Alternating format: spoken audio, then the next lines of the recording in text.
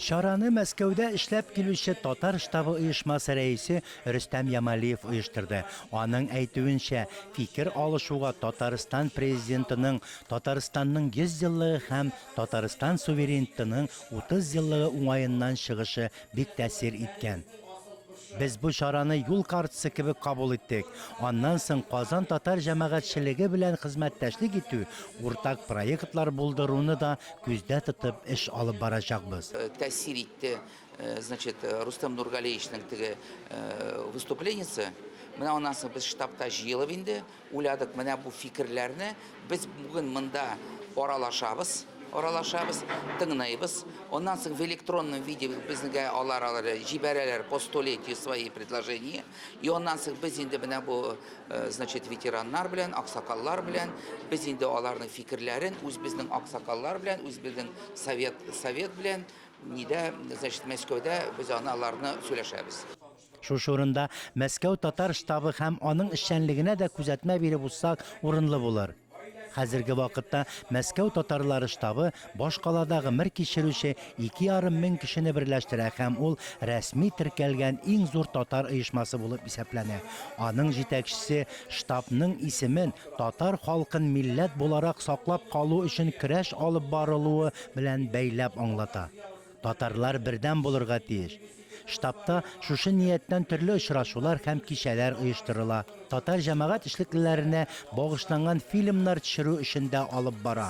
Алар интернет шелтәренә дә урнаштырыла. Галимнәр, язучы шагыйрьләрне искә алу кичәләре дә егет-кызларда милләтләре белән горурлану хисләре уята.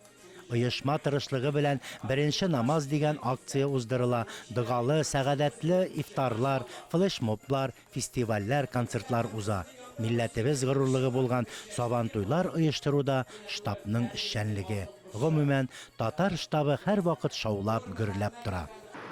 Татарның киләчәккә карашы дигәндә, татарның киләчәккә юл билгеләү дип мин аны тәгаенләргә теләр идем. Шуннан да безгә нишләргә кирәк? Бездә бит инде безнең татарга да шул нидән өлкән туганыбыздан кергәндер инде ул ике сорау бит гел бимазалый. Кем гаепле һәм нәрсә эшләргә? Кем гаепле син инде читтәрәк калдырып нәрсә эшләргә дигән сорау.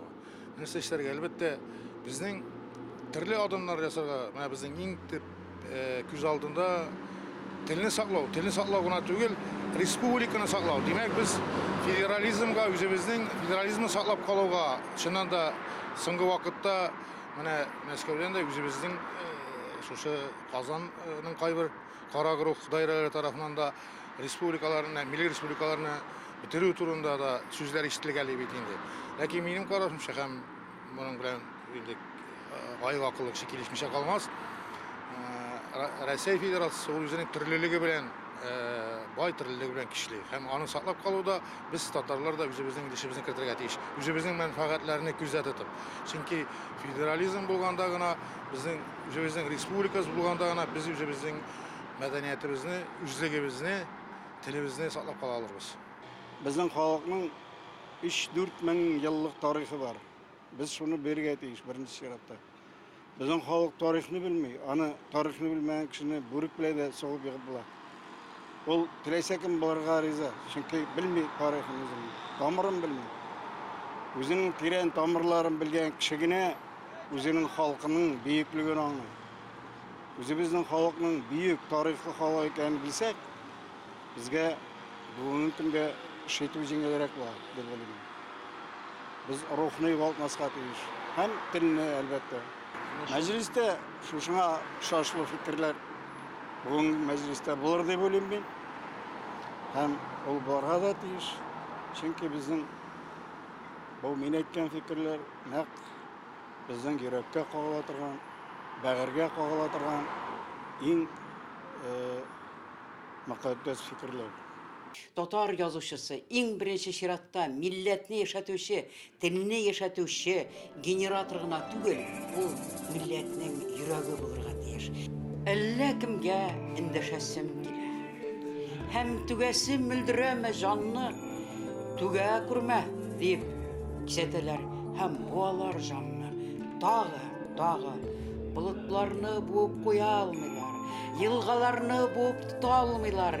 Ник тантана итә буучылар? Юкса алар берни ота алмыйлар. Җирдә өметләрем акланмагач, мин күкләргә дәшәм, нишләргә соң? Әллә күктә миндәй телсез калган, әллә күкләргә дә дәшәргә соң? Күңел күкләремдә болытларны туктатканда җилләр китеп барган, табигатьтә тулып ташы яхры, әллә табигатьтә бездән арган?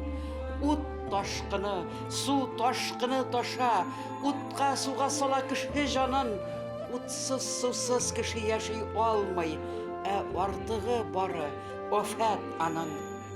Очрашуга Әсгар Шакиров, Ринат Таҗетдин кебек театр артистлары, тарихчы Дамир Исхаков, Галим Хатип Миннегылов, Рәшид Вахав фонды җитәкчесе Рифат Фаттахов, элек эшләп килгән Татар дәүләт гуманитар педагогика университеты ректоры Рүзәл Юсупов, мәгариф белгече Марат Лотфуллин һәм башка зыялылар катнашты.